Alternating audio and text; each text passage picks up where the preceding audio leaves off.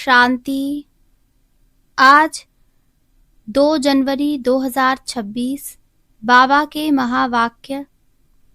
मीठे बच्चे, तुम्हें आपस में बहुत बहुत रूहानी स्नेह से रहना है, कभी भी मतभेद में नहीं आना है।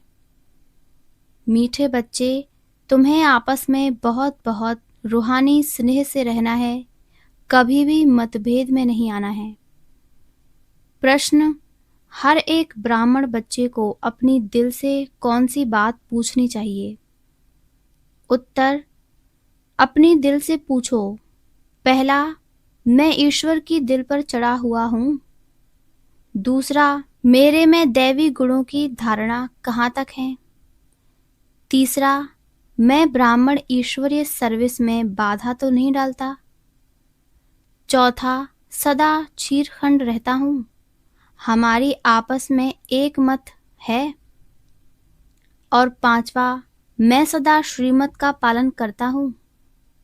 गीत: भोलेनाथ से निराला कोई और नहीं। ओम शांति। तुम बच्चे हो ईश्वरीय संप्रदाय, आगे थे आसुरी संप्रदाय। आसुरी संप्रदाय को ये पता नहीं है कि भोलानाथ किसको कहा जाता है। यह भी नहीं जानते कि शिव शंकर अलग अलग हैं। वह शंकर देवता है, शिव बाप है। कुछ भी नहीं जानते हैं। अब तुम हो ईश्वरीय संप्रदाय अथवा ईश्वरीय फैमिली। वह है आसुरी फैमिली, रावण की। कितना फर्क है। अभी तुम ईश्वरीय फैमिली में ईश्वर द्वारा सीख रहे हो कि एक दो में रूहानी प्यार कैसा होना चाहिए। एक दो में ब्राह्मण कुल में ये रूहानी प्यार यहाँ से भरना है। जिनका पूरा प्यार नहीं होगा तो पूरा पद भी नहीं पाएंगे। वहाँ तो है ही एक धर्म, एक राज्य। आपस में कोई झगड़ा नहीं होता। यहाँ तो राजाई है नहीं। ब्राह्मणों में भी देह अभिमान होने कारण मतभेद में आ जाते हैं। ऐसे मतभेद में आने वाले सजाएं खाकर फिर पास होंगे। फिर वहाँ एक धर्म में रहते हैं तो वहाँ शांति रहती है। अब उस तरफ है आसुरी संप्रदाय व आसुरी फैमिली टाइप। यहाँ है ईश्वरीय फैमिली टाइप। भविष्य के लिए दैवी गुण धारण कर रहे हैं। बाप सर्वगुण संपन्न बनाते हैं। सब तो नहीं बनते हैं। जो श्रीमत पर चलते हैं वही विजयमाला का दाना बनते हैं। जो नहीं बनेंगे वह प्रजा में आ जाते हैं। वहाँ तो डीटी गवर्नमेंट है। 100% प्योरिटी, पीस, प्रॉस्पेरिटी रहती है। इस ब्राह्मण कुल में अभी दैवी गुण धारण करने हैं। कोई तो अच्छी रीति दैवी गुण धारण करते, दूसरों को कराते रहते हैं। ईश्वरीय कुल का आपस में रूहानी स्नेह भी तब होगा जब देही अभिमानी होंगे। इसलिए पुरुषार्थ करते रहते हैं। अंत में भी सबकी अवस्था एक रस, एक जैसी तो नहीं हो सकती है। फिर सजाएं खाकर पद भ्रष्ट हो पड़ेंगे, कम पद पालेंगे। ब्राह्मणों में भी अगर कोई आपस में चीरखंड होकर नहीं रहते हैं, आपस में लून पानी हो रहते हैं, दैवी गुण धारण नहीं करते हैं, तो ऊंच पद कैसे पा सकेंगे। लून पानी होने के कारण कहाँ ईश्वरीय सर्विस में भी बाधा डालते रहते हैं, जिसका नतीजा क्या होता है, वह इतना ऊंच पद नहीं पा सकते। एक तरफ पुरुषार्थ करते हैं चीरखंड होने का, दूसरी तरफ माया लून पानी बना देती है, जिस कारण सर्विस बदले डिससर्विस करते हैं। बाप बैठ समझाते हैं, तुम हो ईश्वरीय फैमिली। ईश्वर के साथ रहते भी हो। कोई साथ रहते हैं, कोई दूसरे दूसरे गांव में रहते हैं, परंतु हो तो इकट्ठे ना। बाप भी भारत में आते हैं। मनुष्य यह नहीं जानते शिव बाबा कब आते हैं, क्या आकर करते हैं। तुमको बाप द्वारा अभी परिचय मिला है। रचता और रचना के आदि मध्य अंत को अब तुम जानते हो। दुनिया को पता नहीं कि ये चक्र कैसे फिरता है। अभी कौन सा समय है, बिल्कुल घोर अंधियारे में है। तुम बच्चों को रचता बाप ने आकर सारा समाचार सुनाया है। साथ साथ समझाते हैं कि हे सालिग्रामों, मुझे याद करो। ये शिव बाबा कहते हैं अपने बच्चों को, तुम पावन बनने चाहते हो ना, पुकारते आए हो, अभी मैं आया हूँ। शिव बाबा आते ही हैं भारत को फिर से शिवालय बनाने। रावण ने वैश्यालय बनाया है, खुद ही गाते हैं कि हम पतित विशस हैं। भारत सतयुग में संपूर्ण निर्विकारी था। निर्विकारी देवताओं को विकारी मनुष्य पूजते हैं, फिर निर्विकारी ही विकारी बनते हैं। ये किसको पता नहीं है। पूज्य तो निर्विकारी थे, फिर पुजारी विकारी बने हैं। तब तो बुलाते हैं, हे पतित पावन आओ, आकर निर्विकारी बनाओ। बाप कहते हैं ये अंतिम जन्म तुम पवित्र बनो। माँ में कम याद करो तो तुम्हारे पाप कट जाएंगे और तुम तमो प्रधान से सतो प्रधान देवता बन जाएंगे। फिर चंद्रवंशी क्षत्रिय फैमिली टाइप में आएंगे। इस समय हो ईश्वरीय फैमिली टाइप, फिर दैवी फैमिली में 21 जन्म रहेंगे। इस ईश्वरीय फैमिली में तुम अंतिम जन्म पास करते हो। इसमें तुमको पुरुषार्थ कर फिर सर्वगुण संपन्न बनना है। तुम पूज्य थे, बरोबर राज करते थे, फिर पुजारी बने हो, ये समझाना पड़े ना। भगवान है बाप, हम उनके बच्चे हैं तो फैमिली हुई ना। गाते भी हैं, तुम मात पिता हम बालक तेरे, तो फैमिली ठहरे ना। अब बाप से सुख घनेरे मिलते हैं।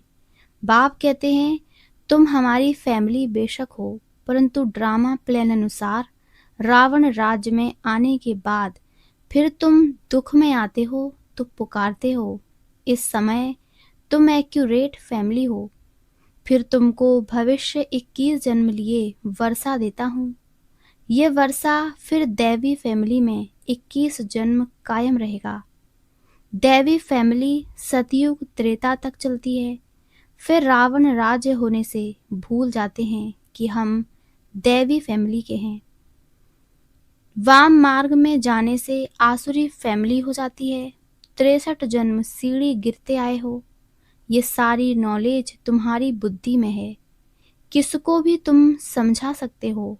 असल तुम देवी देवता धर्म के हो। सतयुग के आगे था कलयुग। संगम पर तुमको मनुष्य से देवता बनाया जाता है। बीच में है ये संगम। तुमको ब्राह्मण धर्म से फिर दैवी धर्म में ले जाते हैं।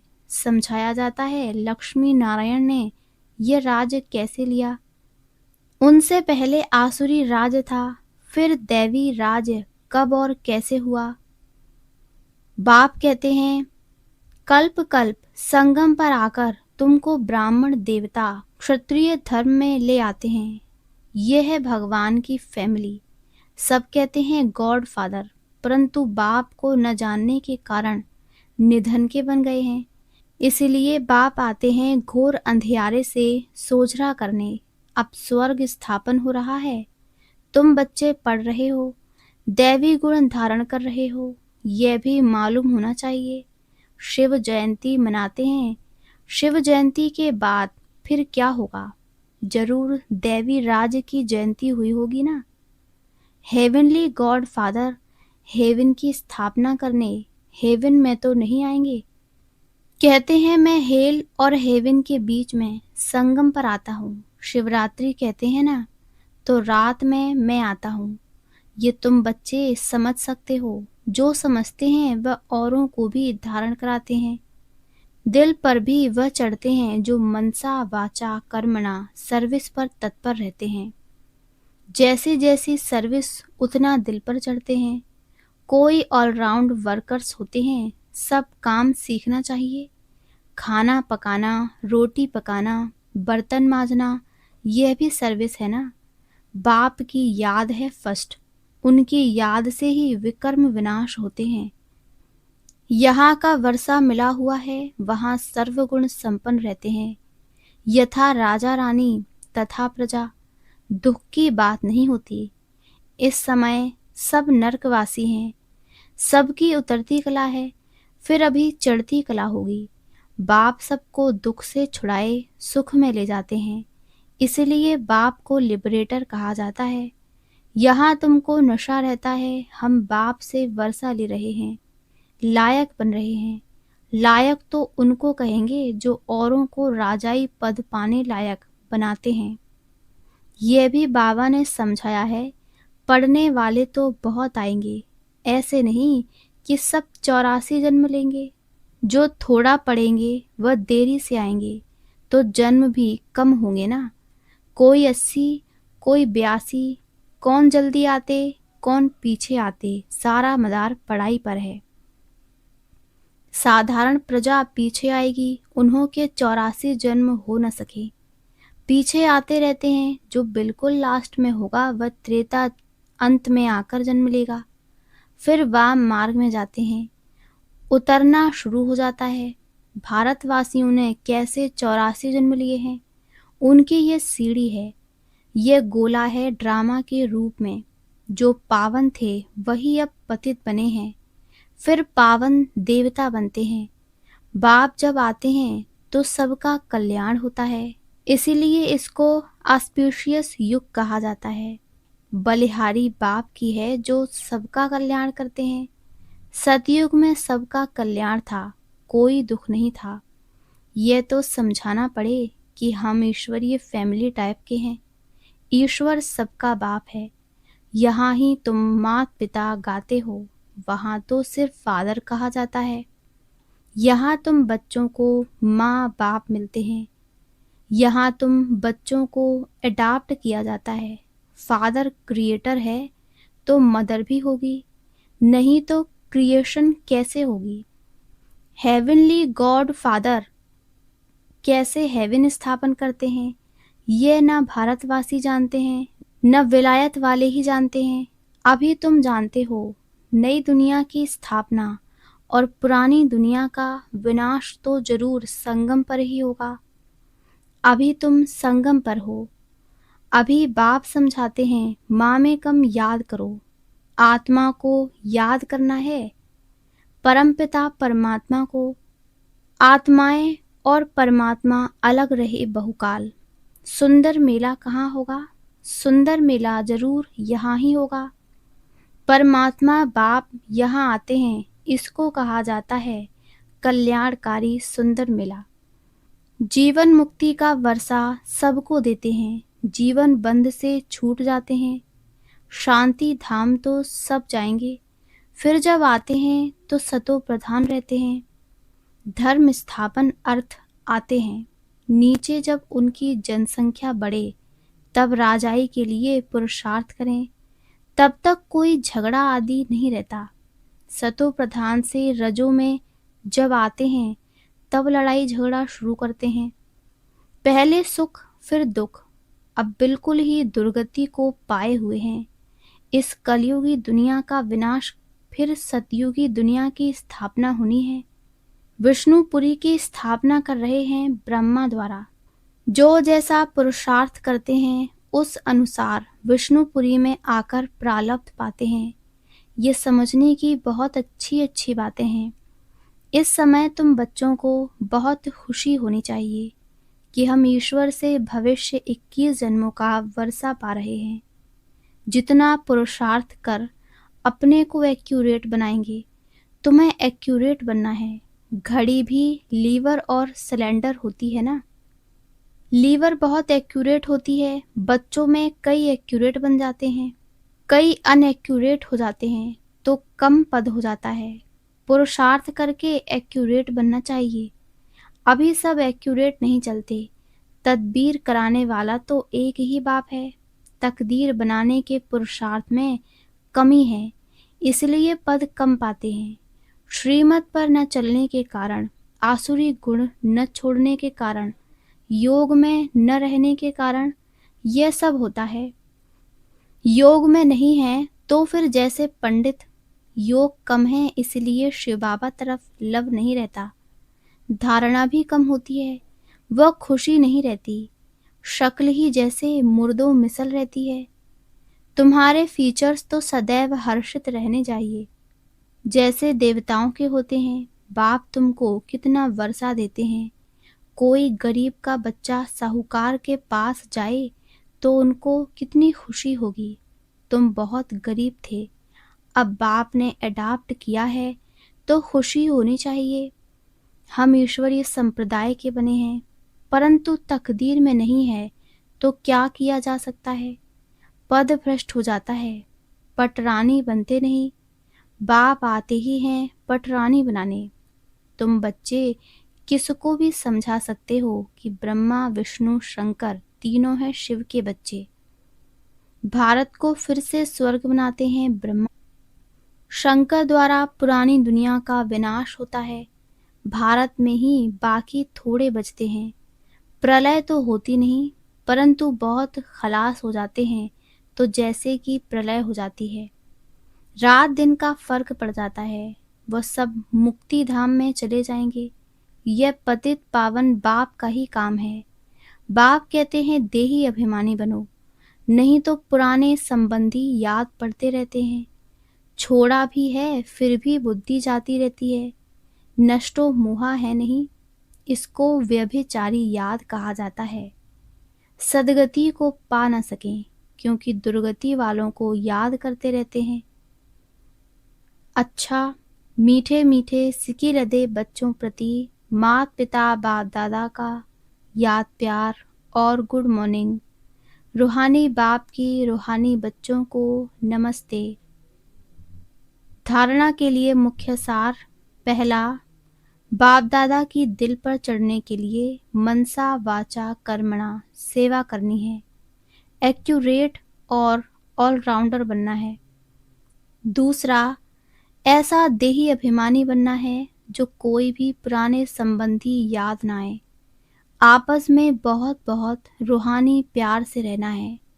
लून पानी नहीं होना है।